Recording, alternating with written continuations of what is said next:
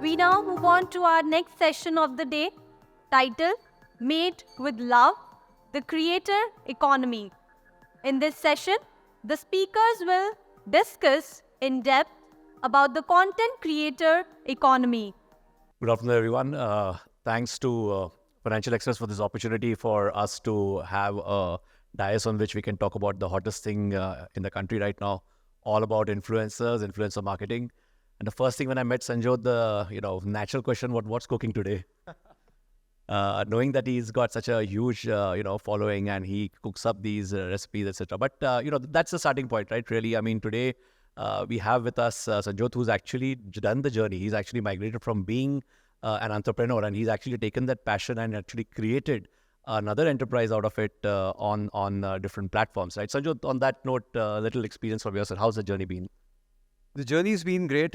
Firstly, thanks to Financial Express for having me over here. And as we were speaking, it's been almost 8 years now. And we're present, YFL is present on 3 major platforms, being Instagram, YouTube, and Facebook.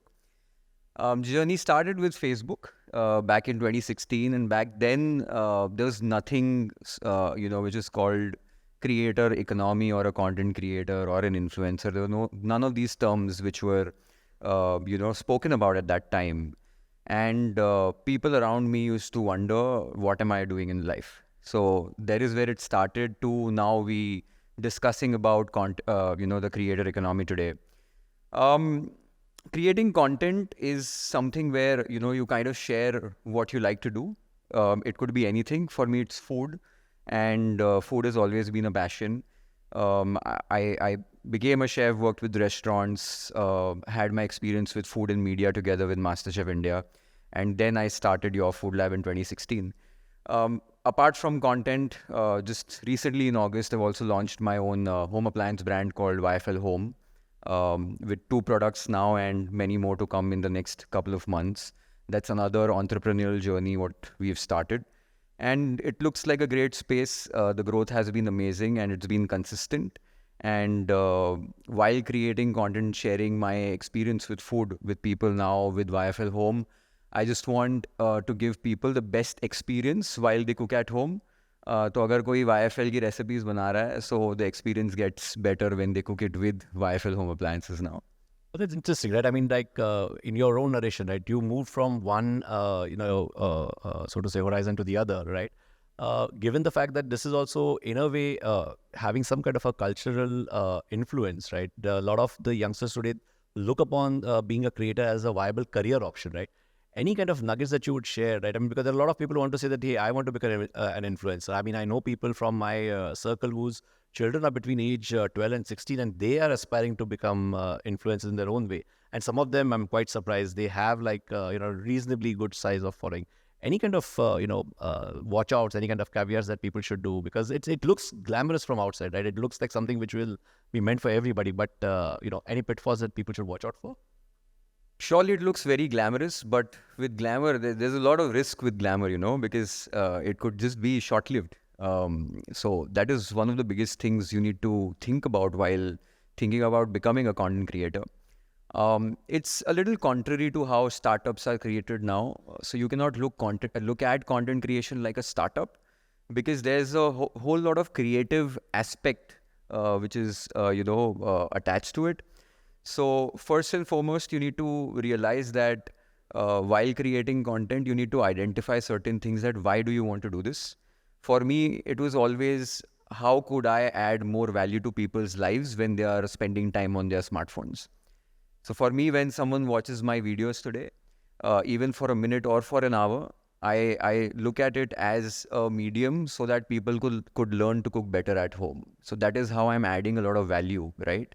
So it's never for the views, never for the community, it's never for the glamour, but how can I give back to that community is what's more important to me. And I think somewhere in that submission also is the fact that you're playing to your strengths. And I think that's one thing which, and on the other side, because we work with a lot of brands on Opportune, right? And we look at the first question that we ask is, why would you want influencers to be a part of the mix? I mean, the question seems a little obvious. The answer could also be obvious. But a lot of times, what brands forget is that, you need to have horses for courses. You can't have the same influencer doing a a reach ad at the same time expected to do a performance slip in the same way, right? Have you come across any instances where brands have demanded two ends of the spectrum in the same go? Absolutely, that happens. I'm doing two right now, actually. So, to give you a general perspective of it, like when brands come to work with a content creator, it's usually first and the foremost thing is which platform do you work on. So sometimes it's just a single platform, sometimes it's multi-platform. But now brands also, request that, okay, we want to do performance marketing ads through this campaign. So they'll ask for a cut from your actual original video. But that's very difficult to do because, when you ask for a 10-second or a 5-second advertisement cut, it has to be specifically designed so that in those 10 seconds, everything's said. And that could not be removed from a major 2-minute or a 10-minute video. So it's difficult to do, but brands do ask for that. I feel it's a beautiful mix. While working with a influencer, if you could do performance marketing alongside at the same time, that's the best way to do it. But I feel brands should understand that, they need to give the creator a little more space while working on it as a separate content piece. That is very important. Actually, that's myopia that many brand marketers exhibit when they are approaching, their agency partners for this thing that I want to get the best of both in one. But what people forget is that the best of both can come together, provided you are looking at the full funnel. How do you get the brand to win on the full funnel? And that's something that people need to be very cognizant of. You're using a good cat influencer for bringing the reach, right? You need to supplement that with some amount of, the smaller influencers who will bring in the kind of deeper engagement, the kind of sharing that you want, etc. Yeah. And that's something which, typically Right. brands miss out. And with this, I want to ask you, because you're running a platform and you interact with both, right? With the creators and with brands. I want to understand what's the brand's POV, because we get to know the POV most probably of there's multiple agencies in between. So you never come to know that what exactly the brand is looking for and what's the brand's point of view while doing that campaign. So how is that experience and what actually brands are looking for today while working with creators? One of the most common things that happen with brands is that we need an influencer and day after tomorrow we want to put it live. And that's a luxury if it is day after tomorrow. Typically, I'm sure you would have come across that you have to do it tomorrow. But on a serious note, actually, a lot of the conversations that brands have done, and we've seen this journey over the last 1.5, 2 years, it's now maturing. The conversations are maturing from saying, just let me have an influencer plugin to say that, okay, how can I bring in the real strength of the influencer and make it very, congruent to what the brand stands for? And those conversations are very interesting because now they're looking at a little layer beyond. Like your passion is cooking, right? You actually build a career on top of that. You have your channel on top of that. Now that brings in a lot of authenticity. Today, brands, I'm happy to say that there are a lot of brands who are asking that question. But at the same time, what I also feel that brands don't do is that they don't look at performance and influencer going together. And that's something that we've been advocating actively to brands, saying that, how do you try and get the best efficient mix of, driving your performance spends along with your influencer spends and see the traction in the brand matrix that you will measure at the end of the campaign. In fact, a lot of the brands who, actually look at influencer marketing as a tick in the box and they do it sporadically, somehow get disillusioned with it. And that's another thing, right? If you have to play for the long run. If you have to look at an annual view, at least have a 1-year horizon. You want to build talent, build IPs, right? Then you have to work with the same influencer, give them some space, right? That's when you start getting a little closer. Which brings me to a question, right? I mean, the kind of brand collabs that are happening with influencers today, most of them seem to be like a one-off, right? But do you see that in time to come, right? There will be, far more, now that some of these influencers have become personalities on their own, that those collabs can get stronger and they can actually become like the face of the brand in time to come? I like to answer this question once, firstly saying that when we talk about, influencers and term content creators as influencers, it's the same time we say that it's short-lived and it's, just for that influence we are working with the, personality. How I look at it is I'm a content creator, but I'm an artist, right? I am a food artist. There is someone who is a comedian. There's someone who is a really good dancer.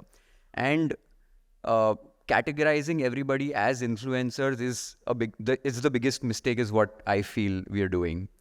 The second part of it is that, when you're working with an artist, you need to kind of give that artist a little more time to, gel with your brand.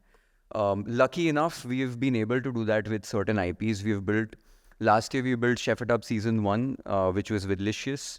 It was a 4-part series where we built an IP. It's food and fun together. 4 different guests, the beautiful fun time in the Wireful kitchen where there's a curtain in between me and the guest and we're trying to cook together. And we built season 2. We just launched season 2 right now. We also got the YouTube Works Award for season 1, which is recognized as the best brand collab on YouTube for 2022. So that's what happened with this series. So we're building such IPs where we can work on a long-term basis with brands. There have been case studies, really successful case studies while I've worked with a brand for a year-long time and how it's helped, boost sales for that brand by 111%, one of the brands we worked with last year. So definitely, when you're working with an influencer, you do your research that which content creator, which artist you want to work with, and then play your bet for a longer period of time. That will give you better results always. So when it comes to some of these, discovery points, right? Like you work longer with a brand, you'll understand that, okay, this kind of content makes sense, right? And it's a symbiotic relationship in that sense, right? You start understanding what even the brand is looking for. The brand realizes some of the strengths that you're doing, right? But what will also be important is the price discovery. And that's something which, we come across from the brand's perspective. How do I know that I'm paying the right price for this particular talent? I mean, I'm just not getting into creator and influencer now, but if you were to look at the talent, right? How do I know that I'm paying the right price? And there are now certain things that we are putting on at Opportune, like we are putting in algorithm learning in place to understand whether that price is in the acceptable range of what should be actually quoted or paid for by the brand. And the reason why, that price for that particular creator or that talent makes sense. And that platform discovery is something that we are actually building, and we are betting our bets on, saying that is how actually, discovery will happen for brands. Not only that, I think brands are also realizing the fact that, look, every time that you're using an influencer and creating content, you're not trying to retain that content. And that's another, big gap. I think the shift will actually happen where creators will come up with IPs. Like, Sanjyot said that he's created an IP and now he's asking brands to latch onto it, right? And that's a shift that we will see happening more and more across industries, whether it's B2B, B2C. And that shift will, probably in the year to come, it will stand out far more sharply in the market that we are present in today. You're constantly working with different brands, etc. And one of the things which has come up from time to time is the kind of code of ethics that should be followed. Right?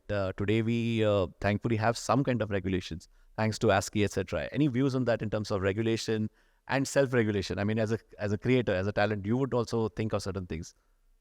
Regulations are always good. I very simply answered this with saying that, with great power comes great responsibility. And, when you have the power to influence a certain audience, you have to be really responsible with what you speak, what you say, and what you do. Like with me, when it comes to food, the kind of food I cook, it's very responsibly done. And that everybody needs to do. So that comes where, you self-regulate and say that, I know my boundaries, I know what I'm doing and what I'm saying on a, public forum.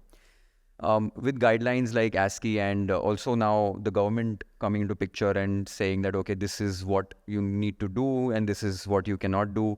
With also the recent thing with influencers where the SEBI came into picture and said that, you cannot say this, you cannot do that. I feel regulations are good, but it'll take some time to, build guidelines. And I think the government is working really closely with, the stakeholders from the creator economy while working on certain guidelines, because currently the guidelines are very, they're very broad.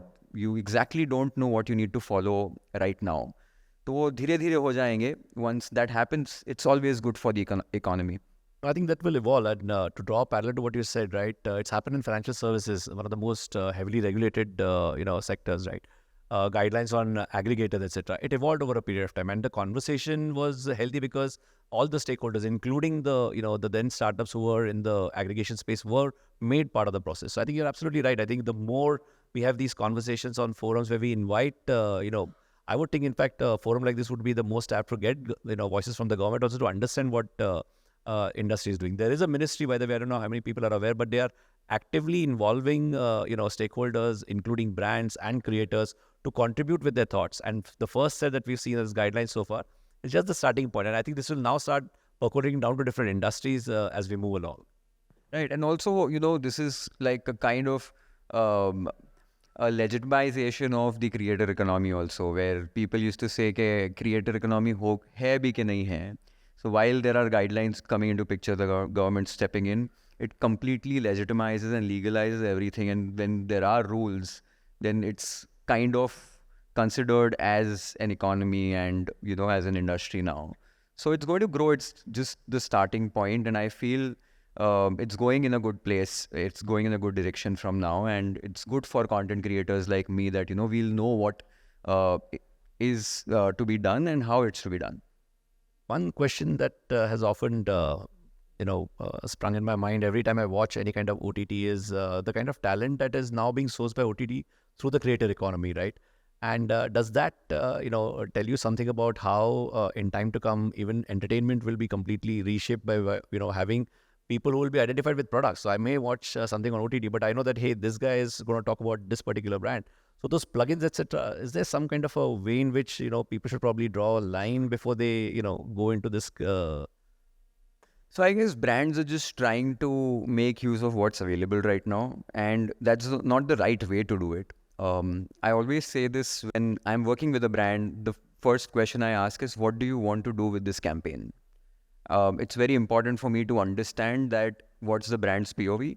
Once I've understood that, and if even the brand has a very specific brief, I would often go and change that brief. I'll tell them that this is not going to work according to me. I've been doing this for 8 years. I know my audience, I know my viewers, and there is a specific way I do my content. So we should do it in this particular way. And in many cases, in most of the cases, the brand agrees. And some of the cases when the brand does not agree, there have been instances where I've not worked with the brand because I feel I won't do justice to that campaign.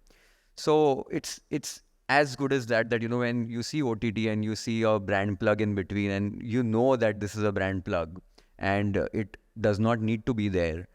But I'm sure that, if it's well thought, it could be done in a better way. So it's just about brands need to think well. They need to plan ahead. They need to work with people like you and platforms like you to, decide way ahead in advance that this is what we want to do. And when you get time to work on a creative piece, things are done in a better way is what I feel.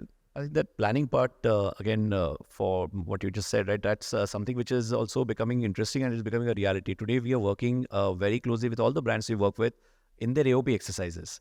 Because what's also happening is that all these knee-jerk reactions of say that, hey, what's trending, let's latch on to, that's just a thin layer which comes and goes. But what you need is really the thinking, saying that, look, if I need to move the brand matrix in a certain direction, I need to take a long view of this. And happy to say that, and that's something which we are trying to institutionalize with the partners that we work with on the brand side, right? Say that let's plan it together. Let's be at the same side of the table. We give a outlook, say that look, for the next year, these are the 5 or 6 big IP opportunities that we have. Here are some tactical seasonal opportunities that we have. Now let's see where the influencer fitment can come in. And these are encouraging better conversations. So no longer it's in some cases, in good cases, it's no longer about the budgets. But let's see how the brand will win first. And the back of that winning, do I have the right vehicles of the creators who will help me get there, right? And that is a very interesting, conversation that we are seeing emerging with people we are working with. Anything which you have come across, you travel a lot, right, on your work, etc. And have you seen that the kind of talent that is there in the tier 2 markets, right, from where a lot of, interesting, work is coming out, etc., which is standing up? I think the tier 2 market and especially content creators who are regional content creators with regional languages are doing great and are doing massive. I think they're building much intricate and much closely knit communities than, massy content creators with like a general way of doing things. I know a few creator friends who are very, very true to their core and true to their language and everything. And they've built amazing communities. I've worked with a content creator called Kiran, who is called the Bong Guy. He's from Kolkata, and he does his content in a beautiful way. And he's much bigger to many of their movie superstars over there. He has much more following and much more people, actually watch his content and consume his content. So I had this question to him that, why don't you now start to do something in Hindi or English? And he was very, very clear about it. And I just want to cater to my audiences, and he's doing it beautifully. So I feel brands also can identify such creators where they know that if they want to kind of focus on a particular region, find the right creators from that region and work with them. That will give them much better results. Maybe working with a pan-India creator might give them a bigger reach or that number, but those conversions and those sales from that particular region will be much higher. In fact, you couldn't have brought this point at a better time. Very recently, we worked with a very iconic two-wheeler brand. And for them, it was very A for Apple, right? Let's go with biking influencers. Our proposition was, look, you're trying to lock your first 5,000 sales in the units, right? Why don't you look at, audiences outside of that? And we looked at regional influencers in cities like Kolhapur, in cities, smaller towns in different states. And look, they have a very sticky audience. You'll be amazed. I could broadly share that the number of shares that those creators got on the content that they created with that two-wheeler was significantly higher than what they had actually got with the other category influencers they worked with. To underline your point, right? I mean, when you actually look at these regional influencers, there's a lot of value that can be extracted from them, and especially because their audiences are very loyal. And this again with another brand in the BPC space, we are seeing these people with the kind of the kind of dialect that they have, the kind of nuances that they bring in, right? Very local cultures. I think people in people like us who don't go so close to the audiences, sometimes we miss out on that. And that's something again we wanted to guess in, that don't miss out. You take a big guy, take the big star, but have the galaxy of stars, the chota stars, the micro runners along with them, so that your brand gets the best from both, right? You get the top of the funnel, you get the bottom of the funnel, and you keep moving along in that direction, right? Right, absolutely. I think, do we have some time? Like, if we have some time, we can open it for the audiences as well. Probably, right? yeah. Because we just take have questions. Few minutes left. Hi, I'm Gayatri, and hi to Sanjyot and Jateen as well. So my question here is, I believe a lot of brand would be interested to know, what is the basic mantra to go viral? I mean, with the influencer and without influencer, because the ultimate approach that we always seek with the collab with the influencers, to go viral upon some product or something. So what will be your call about it? What's your budget? Okay. So on a lighter note, of course, but see, yeah, that is where the answer lies, right? Part of it is about how much money power are you willing to put behind making something viral? Because if 20 people are saying it, must be the truth, right? And that's where it is. The other is that if you stay true to the brand, something which Sanjyot mentioned earlier, right? If you're true to your core and you genuinely come up with some piece of content which reflects the ethos of the brand, right? Chances are that it will catch something from what is happening in the ecosystem and it will go viral. But it requires a always on presence. It requires that. But if you don't have any of that, good old money. To answer that, what do you term as viral? Is also, For an example, just to you to know, like one of the video from Chandigarh where the lady talked about how beautiful or something, Yeah. something, she went viral. Right. So on that aspect, I'm asking. So there's a big misconception on social media that what's good is viral. It's not that, viral could be anything. I saw a video with 100 million views that day. Someone was just squeezing a gulab jamun. So what value does that add to, virality? 100 million view hai, lekin uska kuch matlab hi nahi hai. So we need to understand that, when we talk about virality, we have to talk about what amount of views are actual real views and are good views where, you are actually communicating something through your content to your audiences. When I wanted to launch my mixer grinder with YFL Home, I just did a single YouTube video. It's a launch video. It's still there on YouTube. I've not done any other content piece on that. It's my own brand. We've sold out everything in the first 10 days. We don't have inventory right now. That's the situation right now. So according to me, that's a viral video, but it just has about 4 lakh views, I think, on YouTube. But that's a viral video for me because it's done its job. So you need to create content which is true to its essence and should convey what it needs to convey. And if it's doing your job, then that number, what you are seeing is, if that number is a magical number which works for the brand, that is what you have to look for. Again, virality is something what happens once. This is not going to happen again and again. Now, the video you spoke about, if they do another video with something else, maybe it won't work. It's just this, it's very time bound, right? It's going to work for this month. So as a brand, what you want to do is you want to do something consistently, which performs, well, year on year or month. So that is where you have to look at. So don't try to create virality is what I'll say. Try to just create good content which connects to your audience. Got it. Thank you. Hello, this is Sanjay. Nowadays, ESG is a factor which is spoken nowadays everywhere. How do you think that correlating ESG everywhere in the content, giving any kind of value additions, just like plastics reductions in the or any other things, in any of the contents, putting that ESG as a aspect, which RBI has also come up with guidelines for ESG. SEBI has come up with guidelines. Carbon footprint has been guidelines come up. So, do you think that mixing up, and there is no much talk about ESG nowadays, putting those content into videos, is there any making impact to the video content, something like that? I understood your question, right? Let me take an analogy of what happened with insurance, right? Extremely regulated product, but the financial and the regulatory framework in this country, right, from different regulators, they went with the flow. They invited papers. They invited a lot of opinion before the first set of guidelines came in, and it has only evolved over a period of time. My sense is that the same thing will repeat itself here. As a country, if you look back, right, we've always had the slower mover advantage. We've learned lessons from other economies, right? Other economies have gone, especially when it comes to any kind of such marketing, fads, right, which started off as a fad. He said, like, a couple of years ago, nobody knew about something called a creator or an influencer. Chances are that we might probably have better guidelines coming in time to come. So right now, it's a little difficult to say which side it will, whether these ESGs will become mandate. People are trying to start with a mandate. They start with a rule. And then there will obviously be, a certain, I would say, synthesis of what the industry wants, what's right for the brand, and ultimately what's right for the consumer. And let's face it, all of us in this, we are creating it ultimately for the consumer. And if it is protecting that, then, the guidelines will also reflect that, what is acceptable to. And the consumers are evolving, and nobody needs to be told that. But the fact is that a lot of the guidelines, so to say, which will come in, will actually reflect what audiences want. And it will be from both ends of the table, from the brand's end as well as from the the audience and the creators' end as well.